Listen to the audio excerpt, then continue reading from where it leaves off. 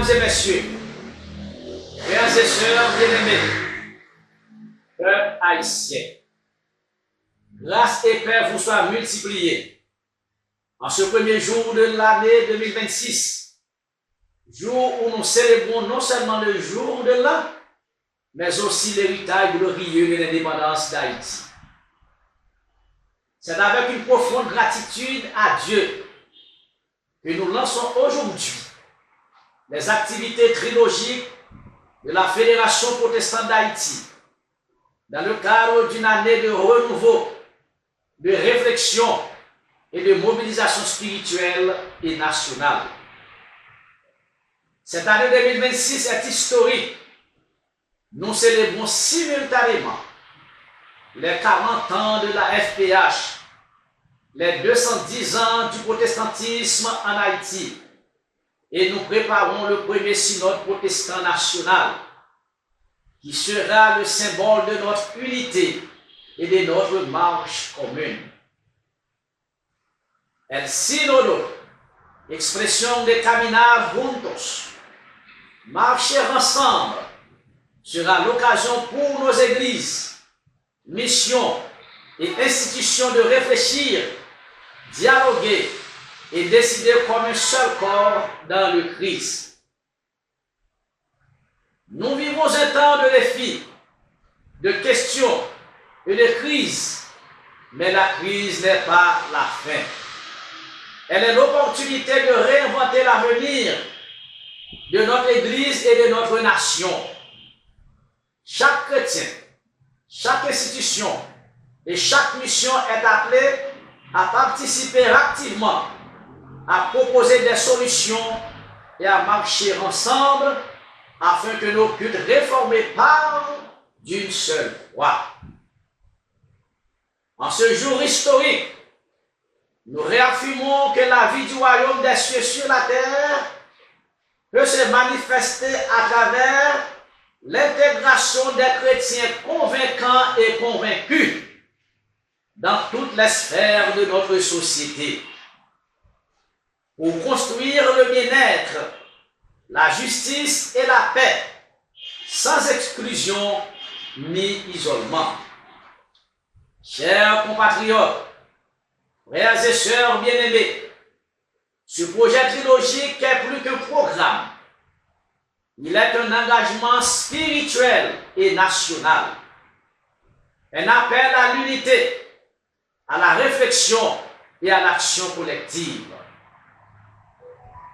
Face à l'insécurité grandissante que connaît le pays, la FPH condamne avec véhémence les actes perpétrés par les bandes armées à Keskov, Montrouge, dans l'Artibonite, pour ne citer que cela.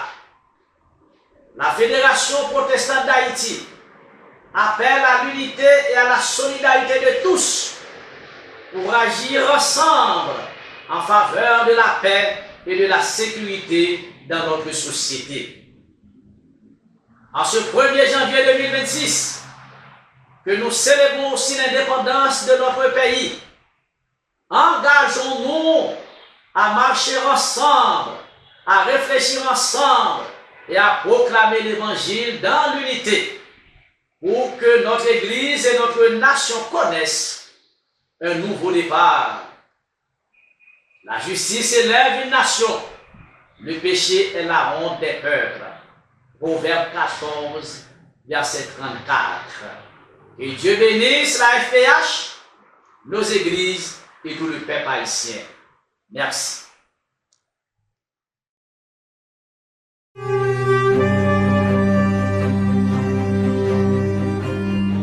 Mesdames, Messieurs, frères et sœurs bien-aimés, chers compatriotes, grâce et paix du Seigneur soient multipliées en ce premier jour de l'année 2026.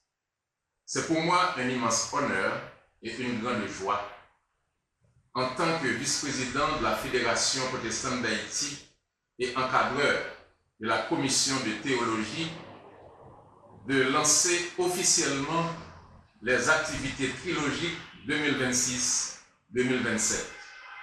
Un projet unique dans l'histoire de notre Église et de notre nation.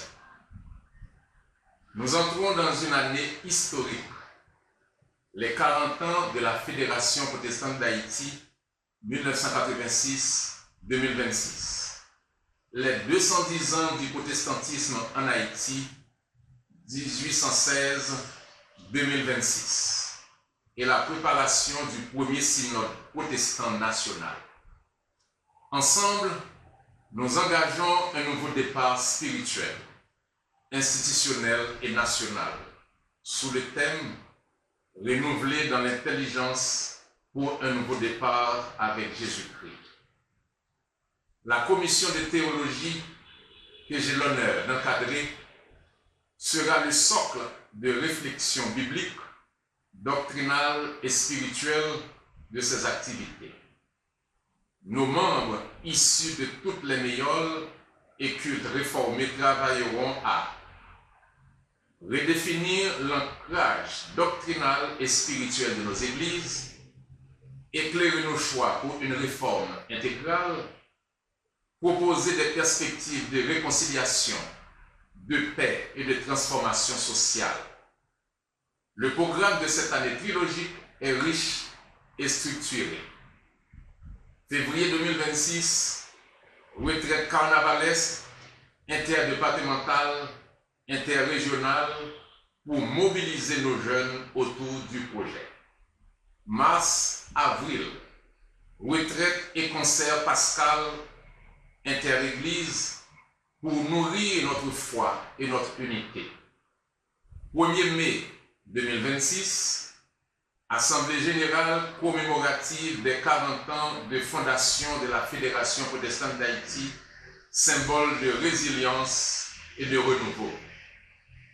Deuxième dimanche de juin, fête nationale des enfants, investir dans l'avenir des enfants d'aujourd'hui, adultes de demain. 27 au 30 juillet 2026, une semaine après la Coupe du monde de football haïtienne, le premier synode protestant national. Moment historique de décision collective et de vision commune via le rassemblement des cultes réformés sans distinction aucune. Juillet-août 2026, programme national de formation professionnelle pour la jeunesse, en partenariat avec l'INFP, les ambassades et nos églises. 18 août, commémoration nationale des 210 ans du protestantisme en Haïti avec la proclamation du pacte du nouveau départ. Octobre-décembre 2026, fête nationale de la réforme, fête de la Bible et célébration de la naissance de Jésus-Christ pour clore l'année avec louange, gratitude et vision. Chers frères et sœurs, chers compatriotes, notre mission est claire. Fédérer toutes nos églises, méioles et partenaires nationaux et internationaux pour bâtir une nouvelle église et servir une nouvelle nation. Nous sommes appelés à être des chrétiens responsables, intégrés dans toutes les sphères de notre société, politique, économique, sociale, éducative et culturelle, afin de vivre la vie du royaume des cieux sur la terre en promouvant le bien-être collectif, sans exclusion des cultes réformés.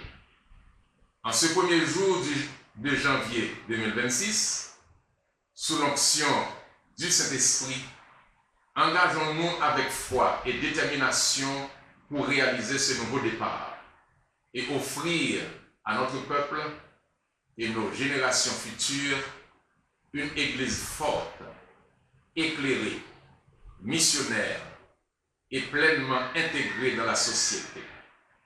Que Dieu bénisse la Fédération protestante d'Haïti, nos églises et notre nation.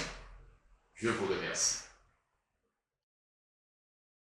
Je suis Manassé Pierre-Louis, coordonnateur de la commission de théologie de la Fédération protestante d'Haïti, responsable du projet Synode.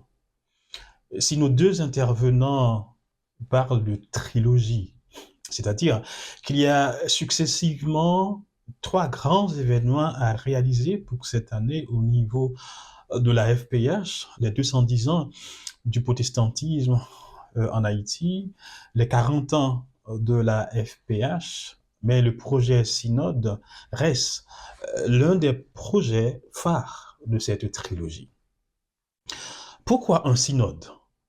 Et qu'est-ce que cela veut dire pour nous, les protestants haïtiens, synode? On pourrait le nommer autrement, mais il y a quelque chose qui nous interpelle. C'est le travail sur l'unité de l'Église, la réconciliation et le marcher ensemble. Nous sommes à un carrefour crucial de notre vie. Il faut décider de notre avenir, de l'avenir de l'Église. Nous sommes à un carrefour où nous pouvons laisser ouvrir un cycle, le cycle d'une histoire qui n'était autre que ce que nous vivons aujourd'hui. Il en était ainsi d'ailleurs. Une histoire faite de violence, de barbarie, de misère, de haine, de déni de soi, de l'histoire.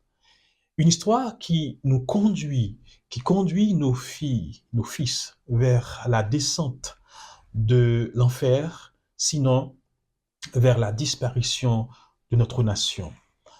Nous serions si bêtes si nous n'arriverons pas à discerner les signes de la disparition d'une nation.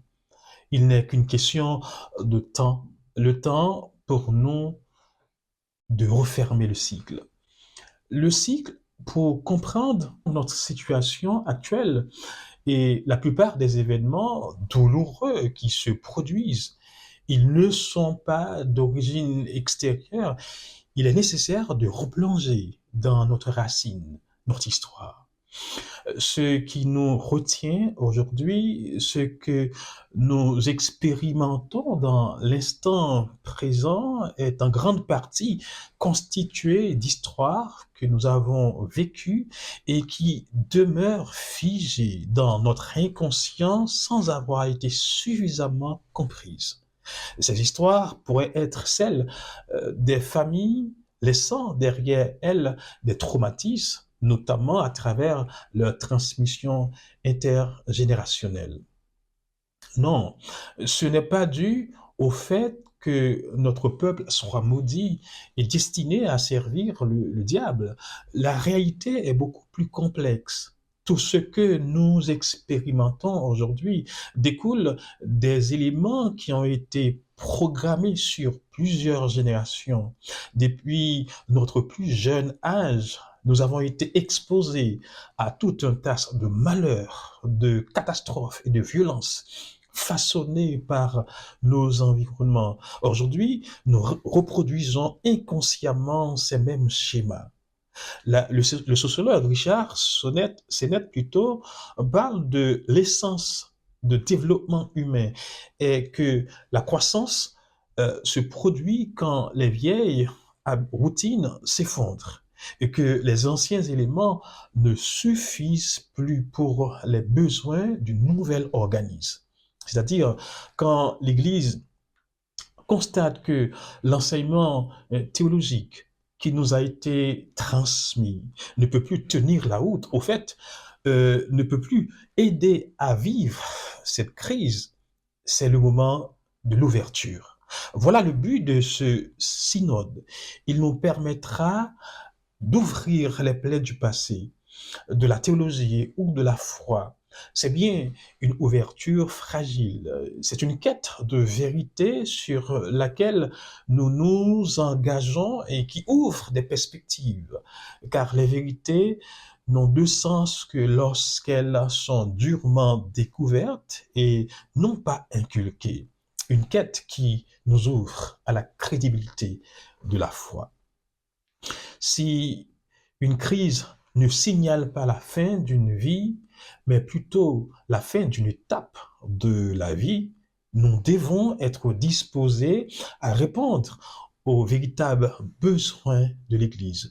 Nous devons être disposés à parler de vivre ensemble, de coopération. Nous avons donc autre choix en cette période difficile de crise et de doute, d'accepter d'être condamné à vivre sans avenir.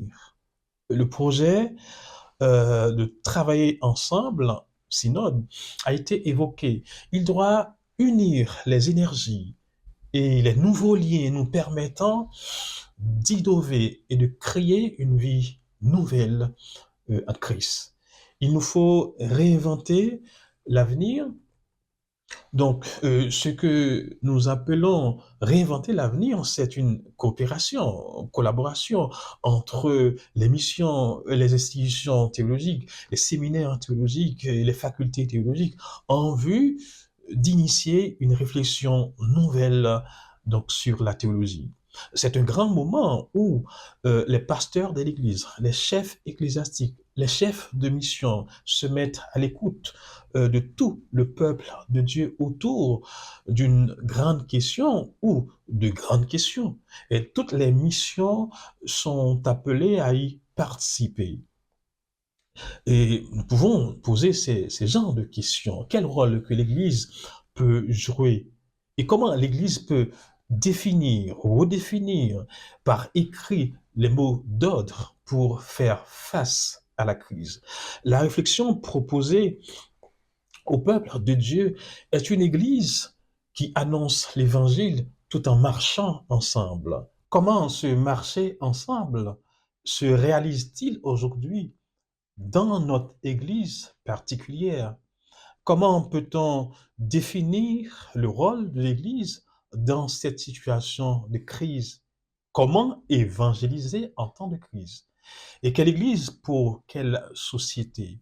Voilà, en résumé, le projet Synode au sein de la Fédération protestante d'Haïti pour l'année 2026. Merci.